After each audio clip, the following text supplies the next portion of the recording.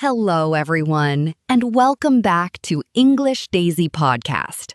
I'm Daisy, and I'm very happy you're spending some time with us today to improve your English in a natural and enjoyable way. And I'm Harry. Before we begin, if you enjoy learning English through real conversations, please like this video, subscribe to the channel, and leave a comment because it really helps us create more episodes for you. We also love reading your comments. At the end of today's episode, we'll ask you a question, and we'd love for you to answer it in English, even if it's just a few sentences. And don't worry about making mistakes. If perfect English were required to leave comments, I think I would still be too nervous to write anything myself. That's actually a perfect introduction to today's topic. We're talking about English for introverts, and why being quiet does not mean you can't become an excellent English speaker. This topic feels very personal to me. Many people think I'm confident because I host this podcast with you, but in real life, I'm often the quiet person standing in the corner of a room. Really? I think many listeners will be surprised to hear that. People often assume that good English speakers are naturally outgoing and talk to everyone they meet. That's exactly what I used to believe. Whenever I met someone who could speak English fluently, they seemed confident, social, and comfortable in every conversation. And what did that make you think about yourself? It made me think that my personality was the problem. I believed that because I was introverted, I would never become a confident English speaker. That's a very common belief among language learners. However, being introverted and being unable to communicate are completely different things. I wish someone had told me that years ago. It would have saved me a lot of unnecessary stress and self-doubt. Let's begin by learning a useful word. The word introvert describes someone who often feels comfortable in quieter environments and may prefer smaller groups or deeper conversations. That's an important point.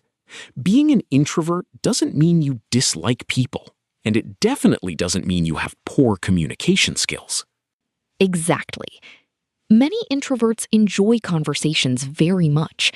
They simply prefer meaningful discussions, rather than talking constantly about every little thing. You know what's funny?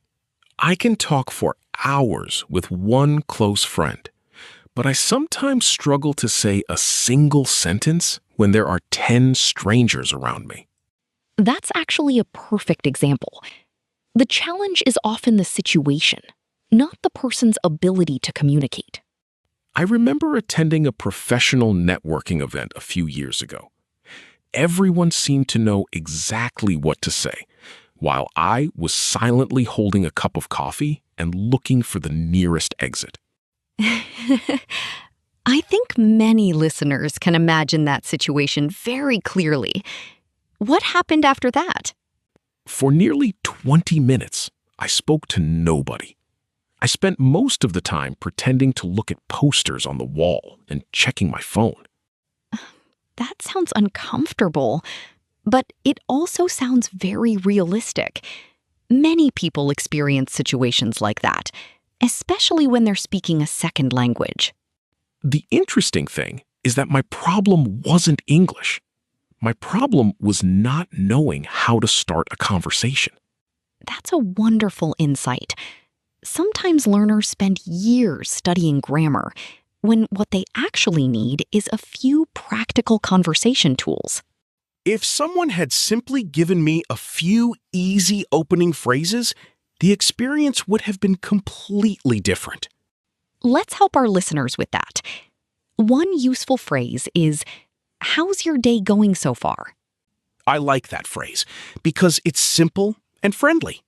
It doesn't feel too personal, and most people can answer it comfortably.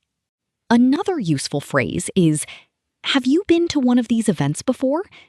This works well at meetings, conferences, workshops, and social gatherings.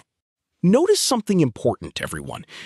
Neither question is complicated, but both questions invite the other person to talk. That's one of the secrets many introverts discover. Good conversations are often built on good questions rather than long speeches. When I finally spoke to someone at that networking event, I asked a simple question about their work. Then, something surprising happened. Let me guess. They started talking enthusiastically. Exactly. They talked for several minutes, and suddenly I felt much more relaxed because I didn't have to carry the entire conversation myself. That's a valuable lesson. You don't need to be the most talkative person in the room to create a good conversation. In fact, many people enjoy talking to good listeners. Introverts often have an advantage because they naturally listen carefully. Let's teach another useful expression. You can say, "That's interesting. Tell me more about that." This expression is incredibly helpful. It keeps the conversation moving while also showing genuine interest in the other person. Let's use it in a quick example. Imagine someone says they recently started learning photography. Then you could respond, "That's interesting. Tell me more about that. What made you start learning photography?" Very nice. Now the conversation has a clear direction, and the other person has something specific to discuss. Compare that with my old strategy. I would smile nervously, say nice, and immediately run out of things to say. Unfortunately, many learners do exactly that. They know vocabulary and grammar, but they don't know how to continue the interaction naturally. Here's another useful phrase that introverts often love. You can say, "I'm a bit quiet at first, but I enjoy getting to know people." I really like that sentence because it's honest and natural. It helps explain your personality without sounding apologetic. That's important. Many introverts apologize for being quiet, even though there is nothing wrong with being quiet. Absolutely. Being quiet is not a weakness. It's simply one way that people interact with the world. Looking back, I spent years trying to act like an extrovert because I thought that was the only path to success in English.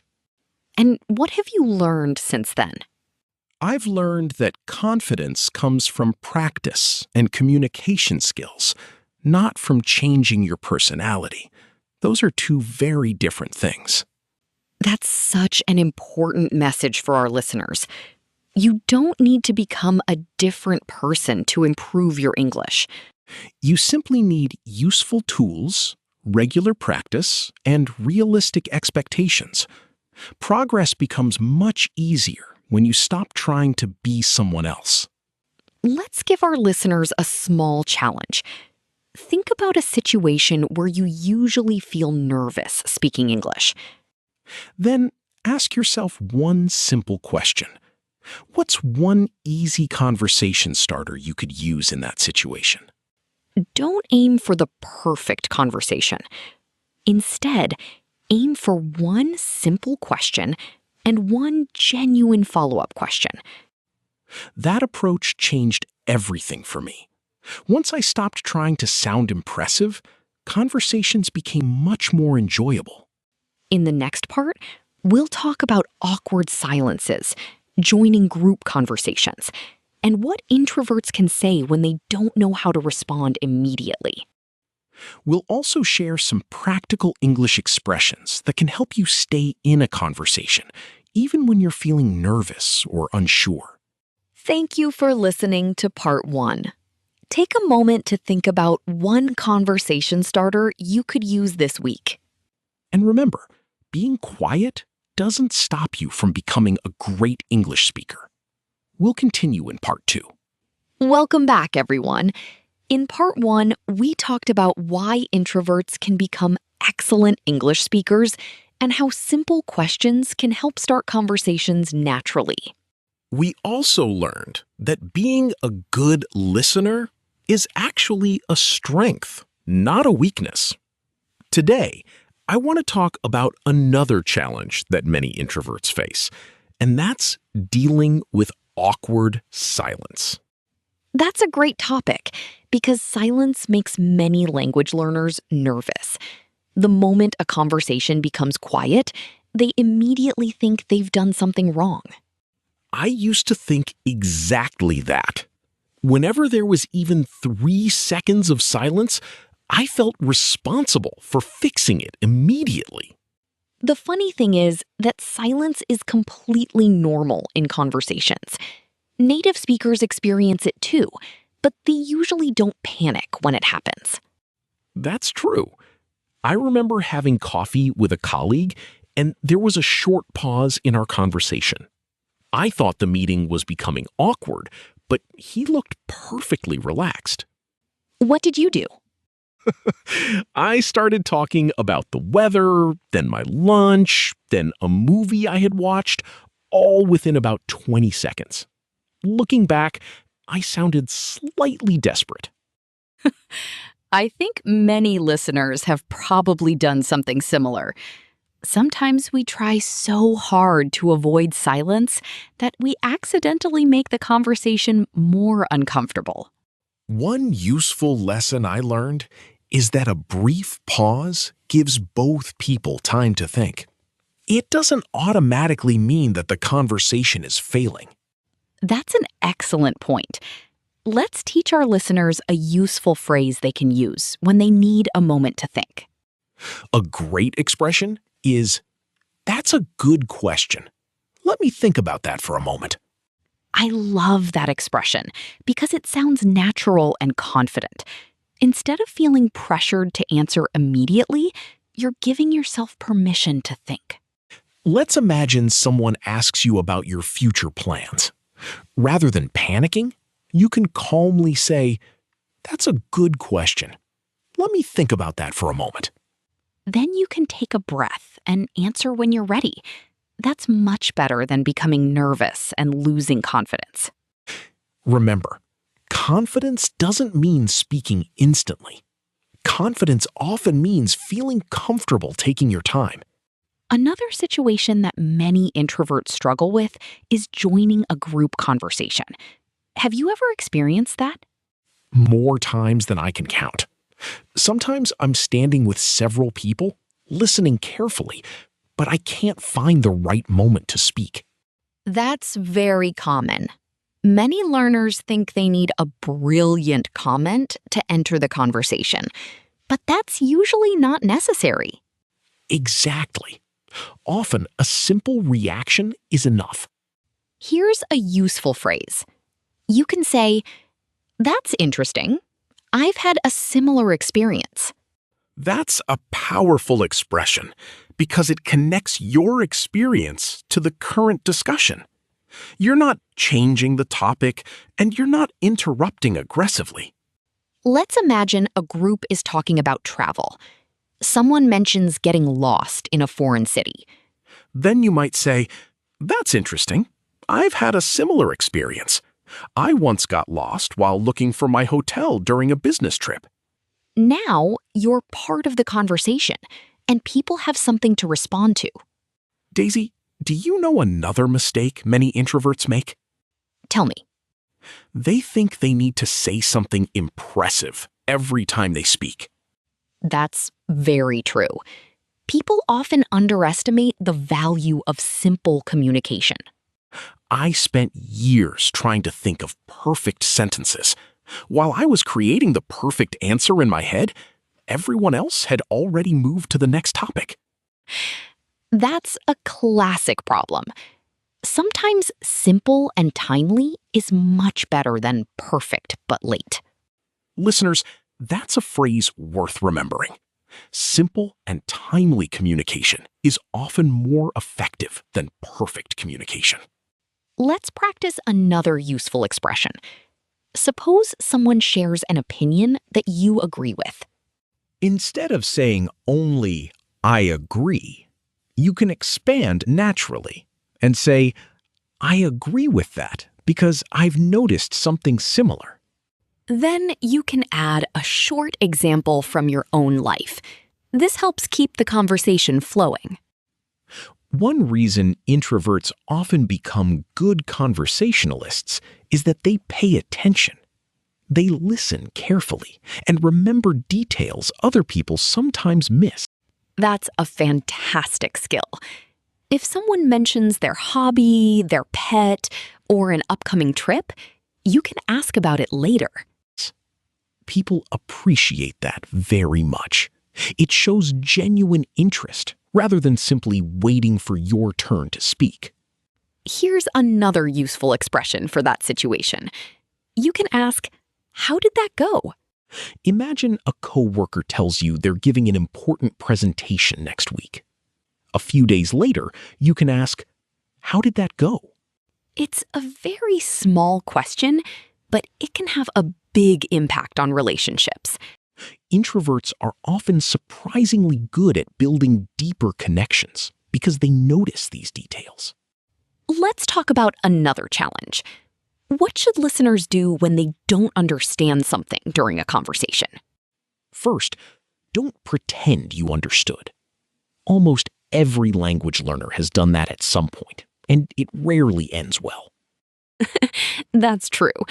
Sometimes you nod politely, then suddenly realize you have absolutely no idea what the other person said. A much better approach is to ask for clarification. Here's a useful expression. Could you explain that another way?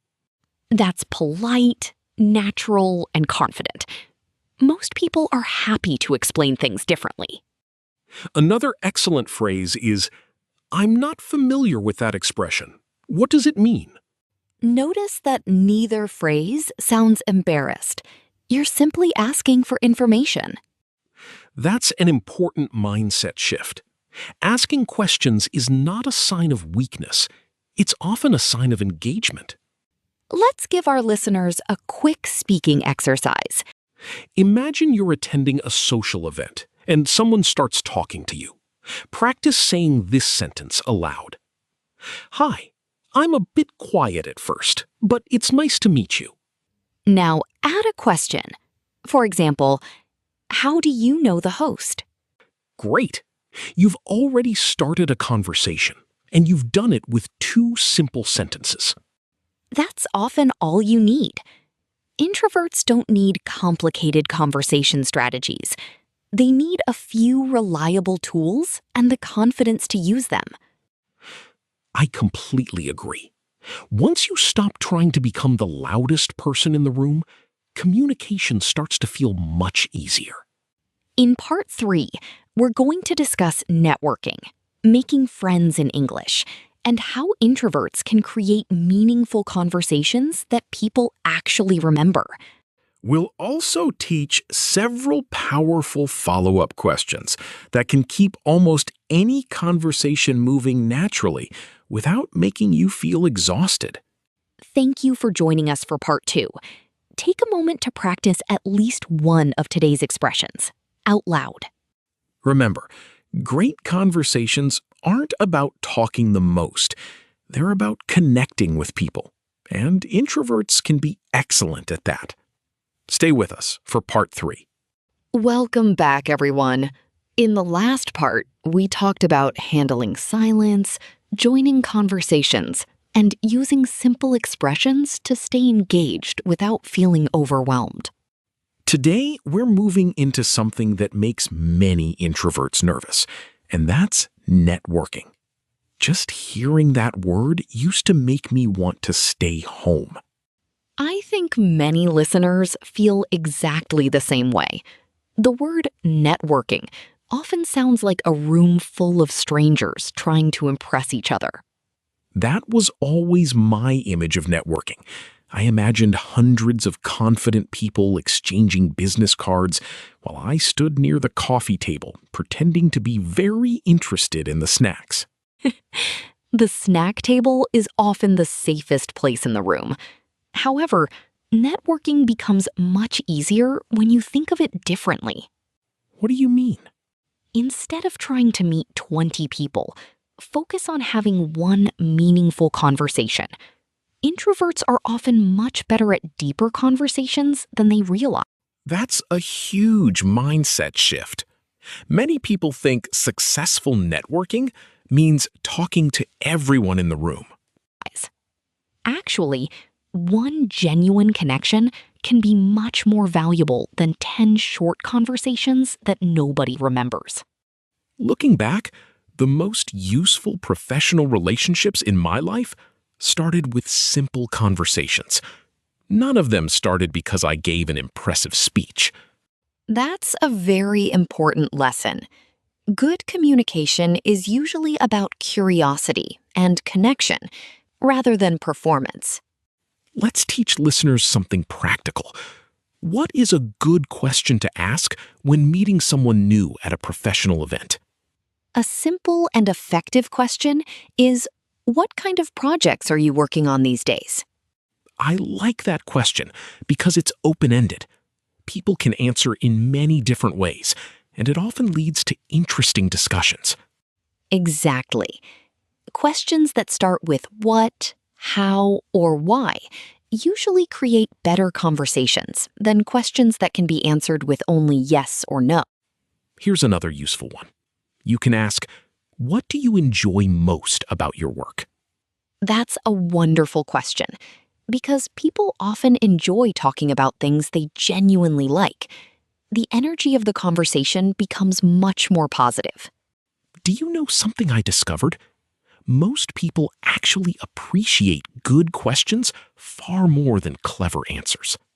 That's absolutely true. When people feel heard and understood, they usually remember the conversation positively. One challenge I had was worrying about what to say next. I was always afraid the conversation would suddenly stop. Many introverts experience that. The good news is that there are several follow-up questions that work in almost any situation. Let's teach a few. One powerful phrase is, "How did you get into that?" Imagine someone tells you they're a designer, engineer, teacher, or business owner. Asking, "How did you get into that?" often opens the door to a personal story. People love telling stories about their experiences, especially when someone shows genuine interest. Another excellent follow-up is, "What was that experience like?" That's one of my favorites because it encourages people to describe feelings, challenges, and lessons, rather than giving short, factual answers. It's also much better than my old follow-up strategy, which was simply repeating the last word of their sentence and hoping inspiration would arrive. Well, at least you were trying. The results were not always impressive. Sometimes I sounded like a very confused parrot. We've all had moments like that. Learning conversation skills is a process. Let's talk about friendships for a moment. Many English learners say they struggle to make friends because they're introverted. I understand that concern. However, introverts often have a unique advantage when creating friendships. What advantage? They tend to focus on quality rather than quantity. Instead of trying to know everyone, they often invest more deeply in a smaller number of relationships. That's very true. Some of my closest friendships developed through slow, consistent conversations over time. Exactly. Friendship rarely appears instantly. It usually grows through shared experiences, regular conversations, and mutual trust. I think many learners feel pressure to become friends with people very quickly. Then they become disappointed when it doesn't happen immediately. That's a good observation. Relationships take time, and that's completely normal. Here's a useful phrase for building friendships. You can ask, "What do you usually do in your free time?" That's a great question because it often reveals hobbies and interests. Those shared interests can become the foundation of future conversations. For example, If someone says they enjoy hiking, photography, reading, or cooking, you suddenly have many possible topics to discuss. That's right. Good conversations are often built around shared interests rather than impressive vocabulary. This is important for listeners to remember. You don't need advanced English to build meaningful connections. You need curiosity, patience, and willingness to participate. Those qualities are often much more important. Another thing introverts sometimes struggle with is speaking in larger groups. Yes, because group conversations move quickly. Sometimes it feels difficult to find the right moment to contribute. One strategy that helped me was speaking earlier rather than waiting for the perfect opportunity. That's excellent advice. If you contribute early, even with a short comment, it often becomes easier to participate later. Here's a useful sentence. That's a great point. I'd like to add something to that. Very professional and very natural. It gives you a clear way to enter the discussion politely. Another helpful expression is, I had a similar experience recently. Again, you're connecting to the existing conversation rather than suddenly changing topics. When I was younger, I thought confidence meant never feeling nervous. Now I understand something very different. What do you understand now? Confidence means being willing to participate, even when you feel nervous. The nervousness may still exist, but it no longer controls your actions. That's a fantastic definition. Many listeners probably need to hear that today. The truth is that almost everyone feels uncertain sometimes. The people who seem confident are often managing the same fears you're experiencing. That's why comparison can be dangerous. You see someone speaking comfortably, but you don't see the years of practice behind that moment. Or the mistakes they made along the way. Exactly. Every fluent speaker was once a beginner. Before we finish part 3, let's give listeners a practical challenge. This week, choose one follow-up question from today's lesson and use it in a real conversation. You can use, how did you get into that? What was that experience like? Or, what do you usually do in your free time? Don't worry about having a long conversation. Focus on asking one good question and listening carefully to the answer. You may be surprised by how naturally the conversation develops after that. In part 4, we'll talk about social anxiety, overthinking, and how introverts can stop analyzing every sentence after a conversation ends. We'll also learn practical English expressions for situations when you're feeling nervous, uncertain, or mentally stuck during a conversation. Thank you for joining us for part 3. Remember, being introverted is not an obstacle to learning English. In many situations, it can actually become one of your greatest strengths. Welcome back, everyone. In this part, we're going to talk about something that affects many introverts and language learners. We're talking about overthinking and what happens after a conversation ends. This used to be one of my biggest problems. Sometimes a conversation would last 5 minutes, but I would spend the next 2 hours replaying it in my head. Really? What kinds of things would you think about? Everything. I would wonder if I used the wrong word, if my pronunciation sounded strange, or if the other person thought I was awkward. Sometimes I even worried about things that probably never happened. That's actually very common. Many introverts naturally reflect on experiences, which can be helpful, but sometimes reflection turns into overthinking. Exactly. Reflection helps you learn. Overthinking usually just creates stress. That's a wonderful distinction. Let's repeat that because it's important. Reflection helps you improve. while overthinking often prevents you from enjoying your progress. I remember meeting an international colleague a few years ago. We had a pleasant conversation for about 10 minutes, and everything seemed fine. Then what happened? After I got home, I started analyzing every sentence. I wondered whether I had spoken too slowly, whether my grammar was correct, and whether I sounded intelligent enough. Did you ever find out what the colleague actually thought? Yes, I did. A few weeks later, he told me he enjoyed our conversation and hoped we could talk again sometime. That's such a useful lesson. The story in our heads is often much more negative than reality. Very true. Most people are thinking about their own performance, not judging yours. That's something listeners should remember. When you're worried that everyone is analyzing your English, they are usually busy thinking about themselves. Sometimes we're all starring in our own imaginary movie and assuming everyone else bought a ticket. That's a great way to describe it.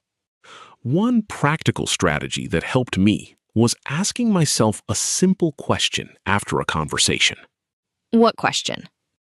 Instead of asking, "Was I perfect?" I started asking, "Did I communicate successfully?" That's a much healthier question. Successful communication is the real goal, not perfect communication. Exactly. If the other person understood me and we connected in some way, then the conversation was successful. Let's teach an important expression related to confidence. You can say, "I'm still learning, but I'm improving." I love that sentence because it acknowledges reality while remaining positive. You're not claiming to be perfect, and you're not criticizing yourself either. That's a mindset many learners need. Improvement is much more important than perfection. Another challenge introverts face is worrying about making mistakes in front of other people. Yes, that's a big one. What changed your perspective?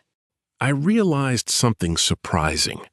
Most conversations are far more forgiving than we imagine. Can you give an example? Certainly. I once used the wrong word during a discussion. The sentence sounded strange, and I immediately noticed the mistake. That must have felt uncomfortable. For about 3 seconds, yes. Then the other person simply asked a question. The conversation continued, and nobody cared. Oh, that's an important reality check. Most communication errors are much smaller than they feel at the time. Sometimes learners act as if one mistake will destroy an entire conversation. In reality, people make small mistakes all the time. Even native speakers make mistakes. Absolutely. They forget words, misspeak, and correct themselves too. Here's a useful phrase when you want to correct yourself naturally. You can say, "Let me rephrase that." That's a very professional expression. Instead of panicking, you calmly adjust what you were trying to say. Let's practice it. Imagine you accidentally explain something unclearly. You could simply say, "Let me rephrase that. What I meant was," then continue with your explanation. That's simple, natural, and confident. Notice that confidence often comes from knowing how to recover, not from never making mistakes. That's a powerful idea. The goal isn't to eliminate every mistake. The goal is learning how to handle them comfortably.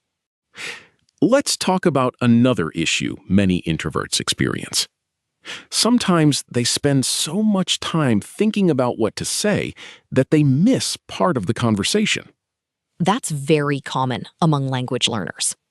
While you're planning your next sentence, the other person keeps talking. Then suddenly you realize you've missed half of what they said. At that point, you're smiling politely while desperately trying to reconnect with reality. Exactly. I've definitely experienced that situation. Here's a better approach. Focus on listening first and responding second. That sounds simple, but it changed many conversations for me. When I stopped trying to prepare perfect answers, I became a much better listener. And better listening often leads to better responses. That's right. Good conversation is not a performance. It's a shared experience. Let's teach another extremely useful phrase. You can say, "That's an interesting point." Then follow it with a question, such as, "Could you tell me more about that?" This combination gives you time to think while encouraging the other person to continue sharing information. It's one of the most practical conversation tools we've discussed today. Harry, if you could give one piece of advice to introverted English learners, what would it be? I would tell them to stop measuring themselves against the loudest person in the room. Communication isn't a competition, and every personality brings different strengths. That's wonderful advice. Some people bring energy to conversations, and others bring depth. Introverts often bring thoughtful questions, careful listening, and meaningful discussions. Those qualities are incredibly valuable. Let's give our listeners a speaking challenge before we finish this part.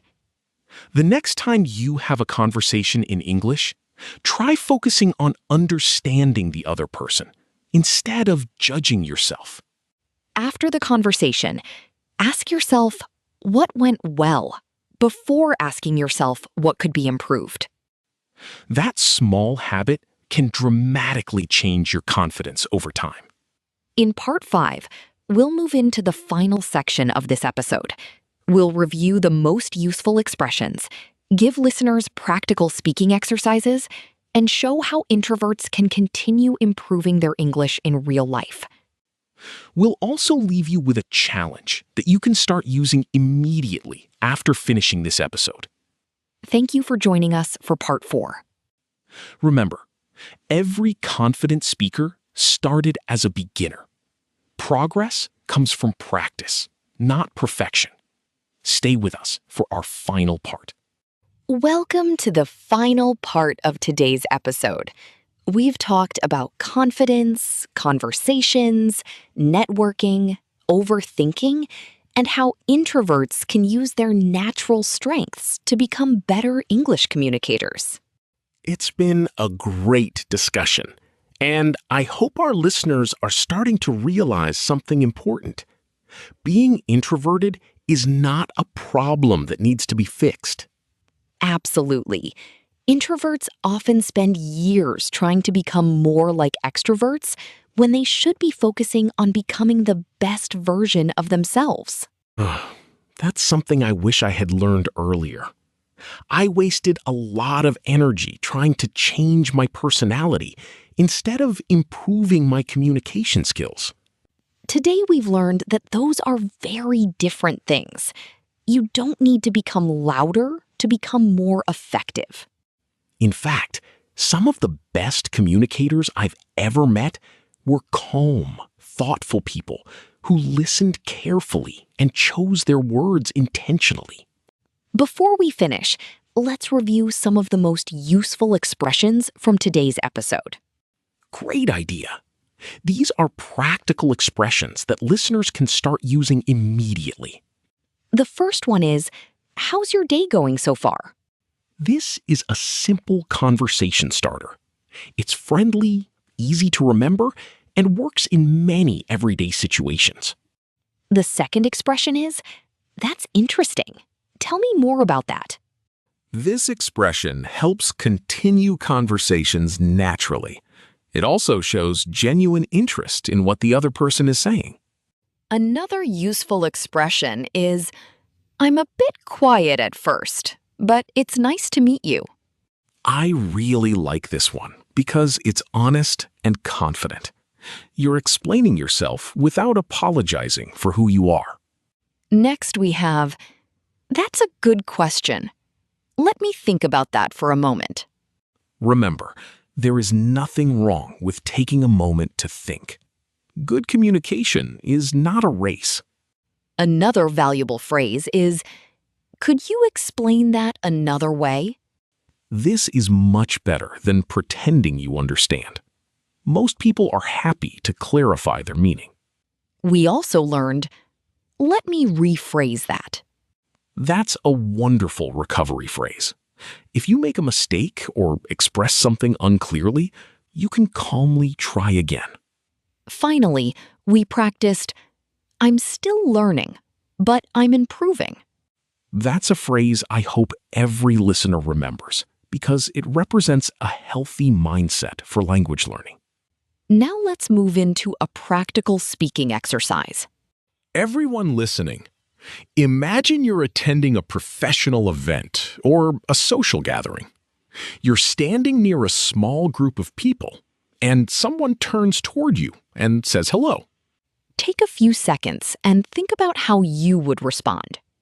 Remember, your goal is not to sound perfect. Your goal is simply to start a conversation. Here's one possible response. Hi, it's nice to meet you. How's your day going so far? Very simple and very natural. The other person tells you they're attending the event for the first time. You could continue by asking, have you been to similar events before? Then imagine they start describing their experiences. A natural follow-up could be, that's interesting. What was that experience like? Notice what's happening here. You don't need advanced vocabulary. You don't need perfect grammar. You're simply showing curiosity. That's one of the biggest lessons from today's episode.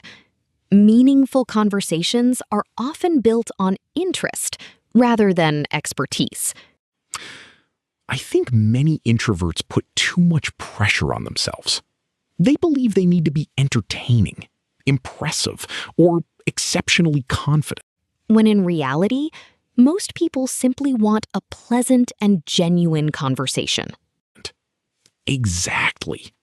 They want someone who listens, asks questions, and shows respect. Let's imagine another situation. You're at work, and several colleagues are discussing a recent project. You want to participate, but you're unsure how to join. A useful phrase might be, that's a great point. I'd like to add something to that. Then share a brief idea or experience. You don't need to give a long speech to contribute something valuable. That's especially important for introverts. Many people think participation means speaking frequently. Often, it's more about speaking purposefully. Some people talk for 5 minutes and say very little. Other people speak for 30 seconds and make everyone think. That's definitely true. Harry, what's the most important lesson you're taking away from today's discussion? Without question, it's the idea that personality and communication skills are not the same thing. You can be quiet and still become an excellent English speaker. That's a powerful message. The second lesson is that good questions make conversations easier. Whenever you're unsure what to say, become curious. Wonderful advice. And my third lesson is to stop chasing perfection. Communication improves through practice, not through endless preparation. I completely agree. If you're waiting until your English is perfect before speaking, you'll wait much longer than necessary. Start now. Speak now. Make mistakes now. Learn now. Every conversation teaches you something valuable. Every small interaction builds confidence. Every question you ask creates an opportunity to connect with another person. And every step forward, no matter how small, is still progress. Before we finish, let's give our listeners one final challenge. During the next 7 days, start one conversation in English using a simple question from today's episode. Then ask at least one follow-up question and focus on listening carefully to the answer. After the conversation, don't ask yourself whether you were perfect. Instead, ask yourself whether you communicated successfully and learned something new. I think many listeners will be surprised by how much confidence they gain from this simple exercise. We hope today's episode helped you see your introverted personality in a more positive way. Being introverted doesn't make learning English harder. It simply means you'll approach communication differently. And that's completely okay. In fact, your ability to listen carefully, think deeply, and build meaningful conversations may become some of your greatest strengths. Thank you so much for spending this time with us today. We truly appreciate every listener who joins us on this learning journey. Before you go, we'd love to hear from you. Practice question. Are you an introvert, an extrovert, or somewhere in between? Tell us about one situation where speaking English feels challenging for you. Leave your answer in the comments in English, even if it's only a few sentences. Remember, practice is more important than perfection. If you enjoyed this episode and learned something useful, please like the video, subscribe to English Daisy Podcast, and share this episode with another English learner. Keep learning, keep practicing, and keep believing in your progress. We'll see you in the next episode. Until then, take care and keep speaking English with confidence. Goodbye, everyone. And remember, the quiet person in the room may have the most interesting things to say. Goodbye.